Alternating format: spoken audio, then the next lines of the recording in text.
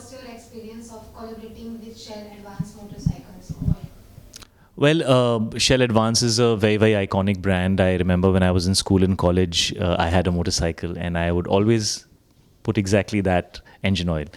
So when they wanted me to be brand ambassador, I was actually very happy, and I felt like it's a very natural collaboration. And once I aligned with them and we started with the Rukna Mushkil Hai campaign, the value system that they have, the way that they try to improve themselves constantly, their priority is keeping the people happy who are using the engine oil. Safety is very important for them, and innovation and rediscovery is something that they really work hard on, and these are the values that I completely relate to.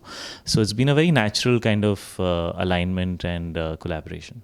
जैसे कि आपने अभी mention किया जब मैं school time में था तो लड़कों के लिए एक जो बाइक रहता है वो एक प्यार जैसा होता है एक लव रहता है तो आपके लिए बाइक से जी, रिलेटेड क्या मेरे है? पास 3 बाइक्स हैं, ओके तो मुझे बड़ा सारा प्यार है तीनों बाइक से। No, of course I think हर लड़के के लिए जिनको राइडिंग अच्छी लगती है, जो बाइकर कम्युनिटी है, वो ये समझेंगे कि मोटरसाइकिल से जो प्यार होता है वो कुछ अलग टाइप का प्यार होता है, एंड मुझे भी है। I think riding makes you feel liberated, एक सेंस ऑफ फ्रीडम मिलता है आपको, और it just takes you to different places. As friends आप साथ में ट्रैवल कर सकते हैं, नई नई जगहें देख सकते हैं, नए एक्सपीरियंसेस साथ में कर सकते हैं। So of course, riding is very special, and I am a rider at heart always. Even जब हम किसी ब्रांड के बारे में सोचते हैं हमें आपके पास ऑफर आता होगा तो आप सोचते होंगे कि ये मुझे क्यों कोलैब करना है तो आप ये जो शेयर एडवांस मोटरसाइकिल है तो आपको क्या कुछ इंस्पायर किया इससे रिलेटेड या आपको लगा कि नहीं मुझे कोलैब करना चाहिए? नहीं, क्वालिटी बहुत अच्छी है, प्रोडक्ट बहुत अच्छा है, और कई सालों से इंडियन कंज्यूमर बेस को सपोर्ट कर रहा है, और यहाँ की राइडिंग कंडीशंस जो होती हैं वो बाकी देशों से बहुत अलग हैं, तो उनका एक्सपीरियंस है, अंडरस्टैंडिंग है, और कंसिस्टेंसी है। इतने सालों से जो कंसिस्टेंटली परफॉर्म कर रहे हैं, तो उसमें तो कोई सवाल ही नहीं है। मेरा जो टैग है इसका रुकना मुश्किल है जी। काफ़ी रिलेटेबल है जी। उसके बारे में आप क्या कहना चाहेंगे? हाँ, रुकना मुश्किल है, अंदर की एक फ़ीलिंग होती है, जब आप किसी भी चीज़ के बारे में पैशनेट होते हैं और आप दिल से किसी चीज़ को अचीव करना चाहते हैं, तो फिर चाहे दुनिया आपको रोके, लेकिन आपके लिए रुकना मुश्किल हो जाता है। तो मैं उससे काफ़ी हद तक रिलेट कर सकता हूँ, बिकॉज़ काम की दुनिया में ऐसे ही होना चाहिए, कि you should be passionate about what you do. आपको ऐसा, लोग पूछते हैं अभी इतने साल हो गए, इतने साल हो गए। मुझे तो ऐसा लगता है आप जितना वक्त बिताते हैं उतना आपका प्यार उसकी तरफ बढ़ता है, और आपकी रिलेशनशिप उस जर्नी से बढ़ती है। तो रुकना मुश्किल है, अब तो 2.0 है, this is our second year together, so I totally relate to the tagline. Even personal life में कब आपको ऐसा लगा कि नहीं, मतलब रुकना मुश्किल है आपको ऐसा लगा होगा कि नहीं अब मुझे कंटिन्यूटी बढ़ानी है और ज़्यादा? आई थिंक पर्सनल लाइफ में आई थिंक रिश्ते ऐसे होते हैं, अगर आपके रिश्ते स्ट्रॉन्ग हैं तो उनको ऐसा लगता है आपको कि इस रिश्ते को आप और आगे बढ़ा सकते हैं, तो वो है। But I think this is more like about feeling, like it's like an inspirational line which is more relatable in the world of your aspirations या आपके personal ambitions, so या आपके professional ambitions, मैं उसके साथ relate करता हूँ।